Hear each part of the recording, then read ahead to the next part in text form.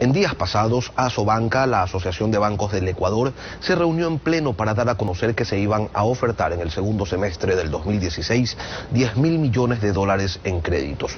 Julio José Prado, director ejecutivo de la Asociación de Bancos Privados, se encuentra en nuestros estudios de la capital. Buenos días. Buenos días, Lenin, gracias por la invitación. ¿Cuáles son los argumentos de la banca para inyectar esa cantidad de dinero si el comportamiento del ecuatoriano apuntó hacia una contracción del crédito del 6.8%, según cifras de la entidad que usted preside? Y si además estamos en medio de una situación económica que cada día es algo más que compleja. Así es, Lenny. Nosotros nos reunimos hace 2 semanas para poder presentar lo que consideramos buenas noticias en términos de los desembolsos de crédito que se van a poder entregar en forma totalizada durante el segundo semestre de este año. Lo que hemos presentado, y si me permite presentarle con algunas cifras para que lo puedan ver ustedes y la ciudadanía, es básicamente que hasta el primer semestre de este año, por ejemplo, se habían entregado un total de 8.400 millones de dólares. Ese fue el primer semestre, y lo que anunciamos fue justamente que gracias al buen manejo que se hizo de la crisis económica, de la liquidez, de la eficiencia bancaria, de la técnica bancaria, se pueden colocar durante el segundo semestre de este año un valor total de $10.000 millones en desembolsos totales de crédito. Eso es lo que anunciamos a la ciudadanía. Creemos que es una meta cumplible, dado que comenzamos a encontrar ciertas pequeñas señales de recuperación, sobre todo en qué sector, sobre todo en lo que tiene que ver con el tema de depósitos. Usted recordará que hubo una reducción importante de depósitos durante todo el año 2015 que totalizó alrededor de $3.000 millones menos en el sistema bancario privado, y esto obviamente significó también que tuvo que haber una parte de la técnica de la respuesta hasta esta caída fuerte de los depósitos, fue una disminución también de la oferta crediticia, mayor eficiencia, menos inversiones, etcétera. Hay una recuperación entonces de los depósitos que se la puede ver también claramente en un gráfico que le quiero mostrar también, Lenin, que tiene que ver con cómo vino cayendo hasta el año 2015 los depósitos, y de ahí la recuperación que tenemos actualmente. Esto es lo que tenemos en este momento, es decir, el nivel de depósitos está casi al nivel que teníamos a inicios del año 2015. Todavía falta una recuperación fuerte para hablar de que vamos a ver cifras mejores durante el segundo semestre, pero esto nos permite ya anunciar a la ciudadanía que gracias al manejo adecuado técnico profesional de la banca, los niveles de liquidez son suficientemente buenos como para desembolsar algo más de crédito durante el segundo semestre. En días pasados, el ex superintendente de bancos, Alfredo Vergara, planteaba algunos cuestionamientos, o más que cuestionamientos, dudas, que consideraba importante que se aclaren. Vamos a escucharlo.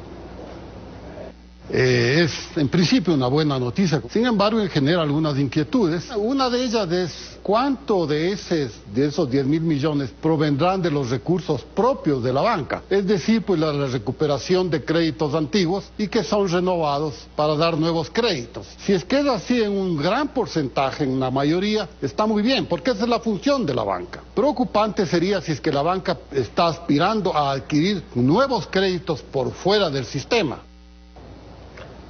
¿De dónde provendrán esos $10.000 millones? ¿Créditos por fuera del sistema o recursos propios? Es obvio, Lenin, que la banca solo presta lo que capta. Una parte de lo que puede prestar son renovaciones que se van haciendo de créditos anteriores, y una parte adicional también son nuevos créditos que se pueden entregar en base a la liquidez que se va generando. ¿Qué es lo que hemos venido viendo durante estos 6 primeros meses del año? Que los depósitos anualizados, digamos en términos acumulados, desde diciembre hasta el mes de junio, durante el primer semestre, han crecido en alrededor de $1.300 millones. Esperamos que esta tendencia se siga manteniendo durante el segundo semestre, y más bien no hay una caída de depósitos, sino un aumento de depósitos, y entonces esto nos permite decir que los $10.000 millones de desembolsos que consideran tanto renovaciones cuanto nuevos créditos son una meta alcanzable. Obviamente la banca lo hace todo este anuncio y este manejo de los créditos dentro de la técnica bancaria. La gente tiene que tener la seguridad de que la banca, en este caso hay que recordar que varias de las crisis a nivel internacional e incluso en el Ecuador durante épocas anteriores eran amplificadas a través de los sistemas financieros y sistemas bancarios. Hoy por hoy esto no está sucediendo. Lo que estamos viendo es que el shock económico y la crisis económica está siendo absorbida por la banca y está siendo amortiguada por la banca. Ese es el buen manejo que se ha hecho durante el año y medio de la crisis económica que estamos viviendo hoy por hoy y se lo seguirá haciendo en el futuro. ¿Y hacia qué sectores van a destinar esos 10.000 millones? Pregunta 1, pregunta 2, ¿van a continuar entregando dinero al tope de las tasas de interés que permite la ley o para incentivar al usuario de la banca que se acerque y solicite créditos se va a reconsiderar esos montos? A ver, dado lo que hemos venido viendo en los últimos años en términos de crecimiento y últimos meses también, dado el crecimiento de morosidad, crecimiento de ciertas líneas de riesgo y demás, creemos que lo que va a suceder en el segundo semestre es que la mayoría de estos desembolsos se van a seguir concentrando en el sector productivo, en el sector empresarial, en el sector industrial. 70% de los desembolsos van a estar en ese sector, alrededor de un 20% va a estar en el sector relacionado al tema de consumo, que también es muy importante reactivar el consumo, pero un 20% está en ese rubro y un 10% va a estar en otros tipos de créditos, por ejemplo, el tema relacionado con microcrédito a pequeños productores en tasas en montos bastante menores. Con respecto a su segunda pregunta, Lenin, las tasas de interés en todas partes del mundo tienen que reflejar una relación con el riesgo. Hoy por hoy usted entenderá que el prestar dinero en una economía de recesión en la cual la morosidad va creciendo implica mayor riesgo. Por eso es que las tasas de interés tampoco pueden bajar mucho más, porque eso implicaría una situación contraria a la que estamos viviendo ahora. Hoy por hoy estamos viviendo un aumento de la oferta de crédito, pero una demanda que todavía no se reactiva, una demanda de crédito que no se reactiva. Si es que bajan demasiado las tasas de interés, lo que veríamos es lo contrario, que se comienza a secar el crédito porque hay menos oferta por el lado de los bancos, porque esas tasas no se puede colocar sin tener un riesgo elevado y eso no se puede hacer manteniendo la práctica, la técnica bancaria, y entonces veríamos un incremento ahí sí de la demanda de crédito, pero no habría crédito con el cual trabajar. Es decir, la banca hay hace que mantener su tarea, tasas adecuadas. pero falta algo más entonces, para que se reactive esa situación económica, para que se recupere la liquidez, para que la gente solicite créditos, para que los negocios se dinamicen, vuelvan a tener ese movimiento que tuvieron hace más de 2 años atrás. Mire, Lenin, permítame mostrarle un gráfico también que es bastante claro con respecto al tema de la demanda de crédito, ¿sí? Este es un gráfico que dice cuál es el porcentaje de empresas que consideran que es un buen momento para endeudarse, ¿sí? Aquí al lado derecho tenemos empresas grandes. El porcentaje de empresas que consideran que es un buen momento para endeudarse cayó de alrededor del 45% a alrededor del 20%, en algunas líneas incluso está en el 10%. Pasemos al gráfico de acá, que ya no son grandes empresas, sino pequeñas empresas, pymes, empresas que consideran que es un buen momento para endeudarse. Tenemos, por ejemplo, el caso dramático de las empresas relacionadas con el sector de la construcción, las empresas pymes, que solo el 3% creen que es un buen momento para endeudarse y alrededor del 10-9% de las otras empresas en otros sectores. ¿Qué significa esto, Lenin?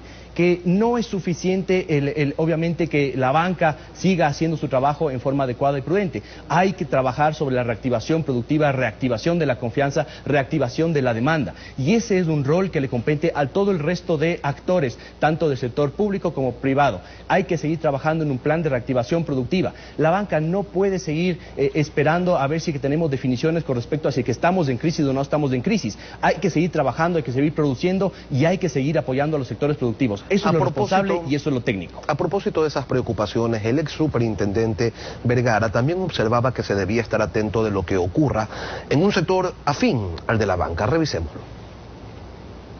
Pero ahí nos estamos olvidando de otra parte muy importante del sistema financiero, que del otro extremo de la balanza, es decir, las cooperativas, las asociaciones de crédito, las cajas de ahorro y crédito, como se llaman, y algunas otras instituciones marginales, que fueron separadas, recordémoslo, hace unos 3 años, del tutelaje de la Superintendencia de Bancos. Ese segmento, que constituye el 25% del crédito total, que esa cuarta parte es destinada en su gran mayoría a financiar ¿a quiénes? A los 6 trabajadores de cada 10, es decir, a esos 6 trabajadores que no tienen un empleo fijo, que están en la desocupación o el subempleo.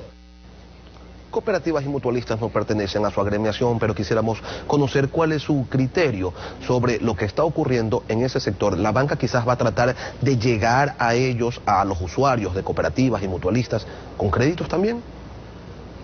Mire, hay una diferenciación muy clara entre los negocios que hace la banca privada y los negocios que hacen las cooperativas. Todos son parte del sistema financiero, pero la forma en la que operan, la forma en la que hacen negocios es diferente. Lo que puedo decirle es que es importante que el sistema cooperativo, que ha venido creciendo en forma importante, incluso con parte de las políticas públicas de apoyo, de subsidio, etcétera, siga manteniéndose bajo los mismos estándares de prudencia y de regulación y de seguridad que se tiene en el sector bancario privado, por ejemplo. Eso es lo importante, eso es lo responsable. Hasta ahora nosotros lo que hemos visto es que hay un buen control por parte de las autoridades económicas en lo que tiene que ver tanto con la banca cuanto con las cooperativas, y esto también está permitiendo obviamente que no se vayan a aumentar los riesgos en forma inadecuada. Yo por lo pronto veo que el sistema de cooperativas y el sistema financiero en general todavía mantiene niveles saludables de indicadores, todavía mantiene indicadores saludables de liquidez, de solvencia, etcétera,